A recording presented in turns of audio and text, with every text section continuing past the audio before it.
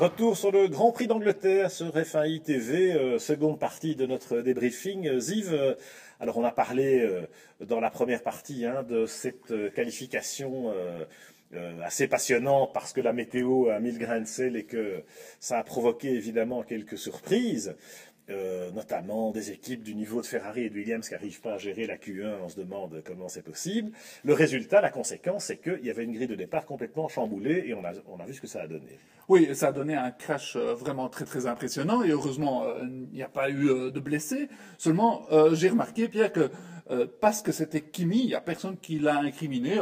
Les gens disent, oh là là, c'est un crash, mais dans le fond, j'étais en train de me dire, je trouve que Kimi Raikkonen, sur ce coup-là, a fait une grosse boulette et qu'il faut le dire, et que Kimi ces derniers temps, il n'est que l'ombre de lui-même, il n'est pas le Kimi qu'on a connu et qu'on a adoré. Je trouve qu'il se fait dominer par Alonso. Là, il fait une grosse erreur. Et si ça avait été, par exemple, Grosjean ou Maldonado, on aurait cassé du sucre dessus. Donc moi, je trouve que Kimi, pour l'instant, il marche à côté de ses pompes. Oui, alors Kimi de 2014, on est d'accord que c'est déjà pas le Kimi de 2013, et certainement pas le Kimi de la première carrière.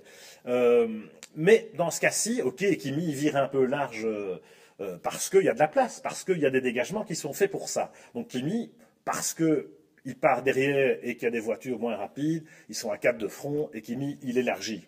Jusque-là, pour moi, c'est pas une erreur. La raison de l'accident, la seule cause du crash, c'est le bas-côté de la piste. Il y a une rigole, il y a un petit ravin qui est creusé. Sans doute que les Anglais se sont dit, s'il pleut, c'est plus facile pour évacuer l'eau. Non mais attendez, vous n'avez pas réfléchi 2 secondes. Et les mecs qui homologuent le circuit, là, les ponts de la sécurité, on dépense des centaines de millions de dollars pour avoir le sport le plus safe, le plus ci, le plus là. Et là, il y a une auto qui part à saute-mouton sur des trous creusés en bord de piste. Ça, pour moi, c'est criminel. Oui, c'est vrai que de nos jours, la FIA veut tout contrôler. Bon, là, c'est clair qu'il y avait un problème aussi. Mais Kimi, bon, d'abord, il est payé pour connaître cet endroit et donc il reste le pied dedans.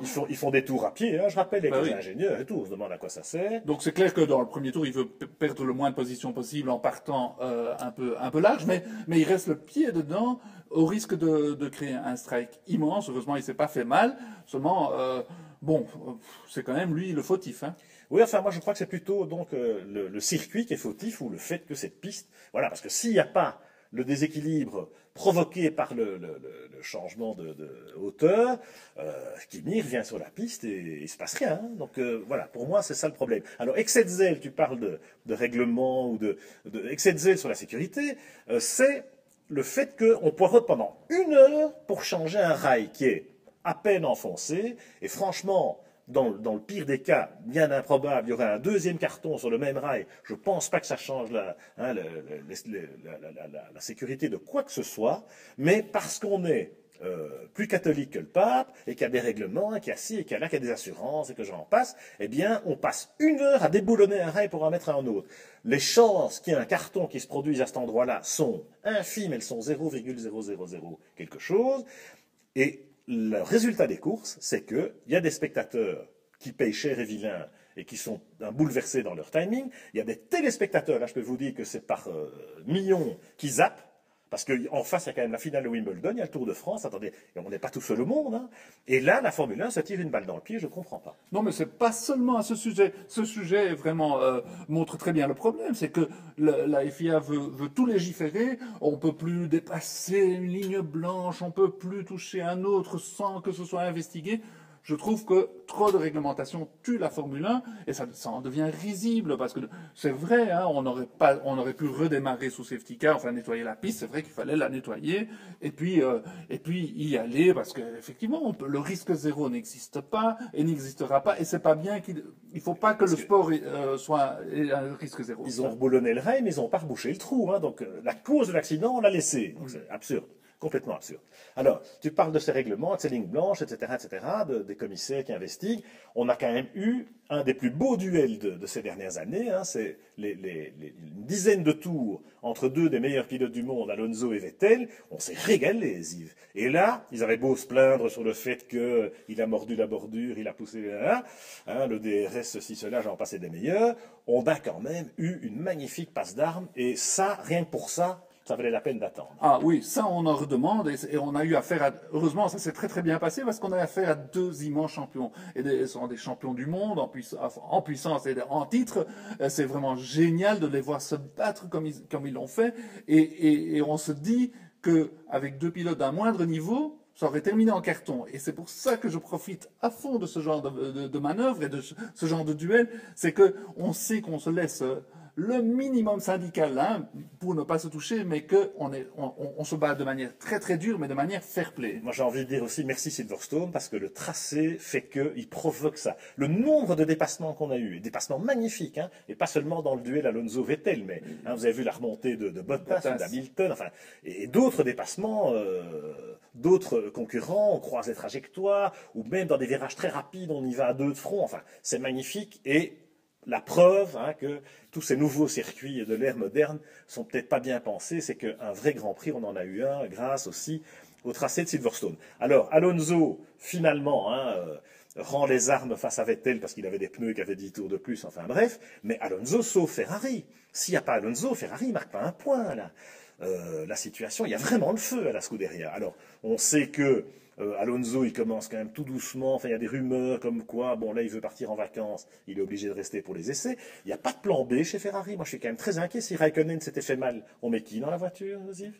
Ouais, bon, Pedro de la Rosa, qui a 43 ans? Non, Pedro de la Rosa, c'est pas du tout une solution. Mais alors là, je pense, j'ai dit, tiens, il y a peut-être une chance pour Jules Bianchi. Espérons qu'ils aient la lucidité de le mettre au volant de la Ferrari et de mettre un Marcello, un jeune qui monte chez Marussia, parce que Jules, il est formidable. Hein, quand il a deux occasions cette année à Monaco et ici de se mettre en évidence, et il se met en évidence, il attrape sa chance comme il faut. Donc moi je trouve qu'un Jules mérite sa place. C'est vrai qu'il a été bon sur ce coup-là aussi. Hein. Ah oui. Avec Marussia, et en début de course, tu as vu comme il se battait. Bon, après les choses sont rentrées dans l'ordre, c'est un peu normal. La chance de Bianchi, c'est peut-être les contre-performances de Kimi. Hein, on va suivre ça très dans les semaines et les mois qui viennent, parce que c'est vrai que c'est peut-être une opportunité qui peut se présenter, parce que moi je ne vois pas Ferrari continuer comme ça avec Raikkonen si Raikkonen ne met pas un pied devant l'autre. Ça n'a pas de sens. On sent que chez Ferrari, il y a beaucoup de remises en question pour l'instant. Alors on verra ce que ça donnera. Je pense qu'ils ne seront pas sortis de l'auberge. Et on verra si même Alonso ne va pas peut-être un moment quitter le navire. Autre champion du monde en difficulté, c'est Sébastien Vettel, Ziv, parce que lui, hein, il sort victorieux de ce duel, mais c'est pour la 5e place. Oui. Et qui est devant?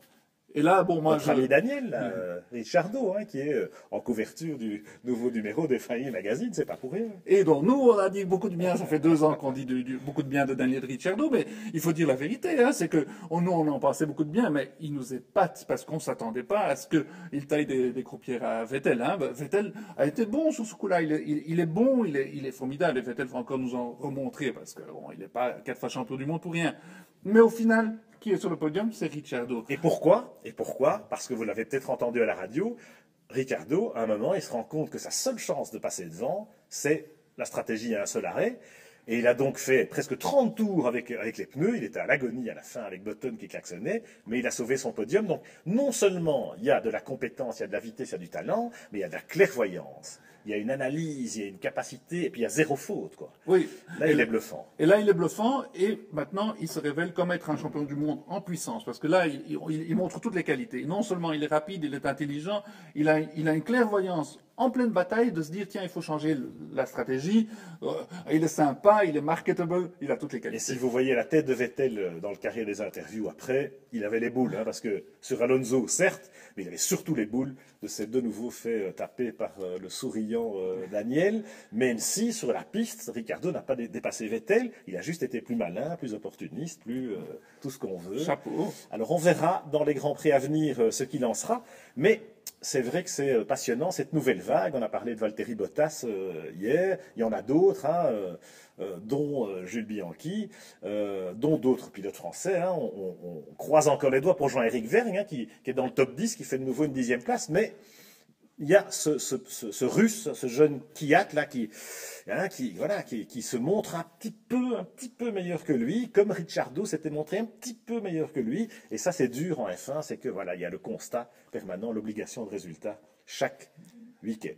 Chaque week-end, et puis on se réjouit donc dans 2 semaines Hockenheim. Et là, on se dit, tiens, c'est le moment pour Rosberg de gagner à domicile comme Hamilton a gagné à domicile. Donc le championnat est loin d'être joué. On va se battre jusqu'au bout. Wait and see. Rendez-vous au Hockenheim dans 2 semaines.